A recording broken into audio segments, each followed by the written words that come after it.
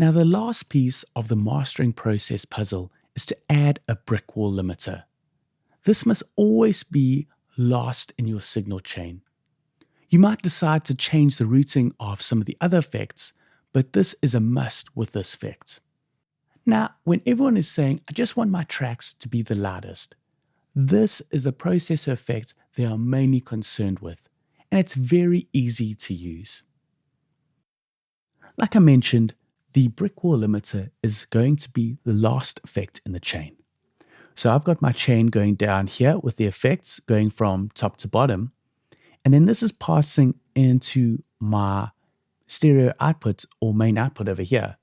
So what I want to do is, instead of adding it to my track over here, I'm actually going to add it on to my main output here, which will actually be the last effect because it's going through here and then hitting here. And then I've got my meters after it.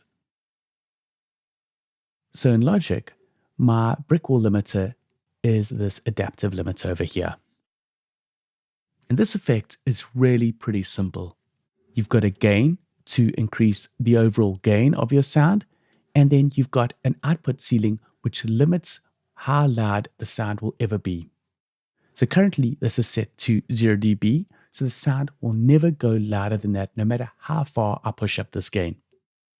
I'd say a good output ceiling is about minus 0.3. This is just going to prevent any clipping, and depending on what it's going to be played on, what device and what file format, it'll never go above 0 dB. So I'm going to play back my audio and see how much gain I can get from this. So currently this is sitting on about 3 dBs of gain. And I can increase this quite comfortably to about 7 dBs of gain. If I compare it before, there's quite a bit of gain. It's actually pushed that up, but it's not clipping. I could go and increase this quite a bit more, but it starts crushing the dynamics quite a bit. So just bear in mind, by increasing this, you limited to your loudest parts to 0 dB, but your quiet bits are going to keep going up. So you're just limiting your dynamic range by increasing this too much. So I'd recommend somewhere between 5 to 7 dBs is a good amount. Just take a listen to before again.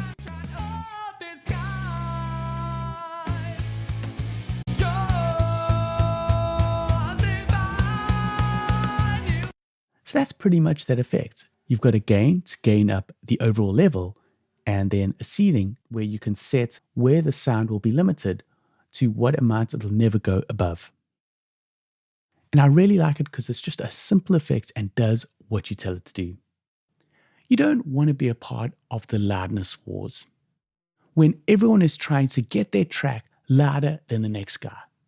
Use the limiter to increase the overall loudness of your song, but make sure that you're not limiting the dynamics by pushing this up too far. There are some other limiters available that look slightly different. I'll just show you Ozone's version, which is the maximizer. It's got a whole bunch of other settings, but basically what I'm going to show you, it's pretty much the same. You set the output ceiling, and then this has a threshold, which is pretty similar to the gain. When I drop this down, it's going to increase the overall gain. You might also have a threshold on your limiter on your side. So let me just show you how this works. So I'm going to play this back.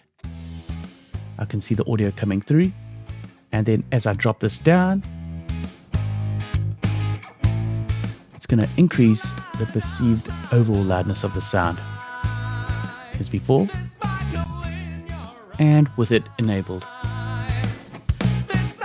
And if I push this a bit too far, it just crushes up the sound, and there's just too much limiting happening over here.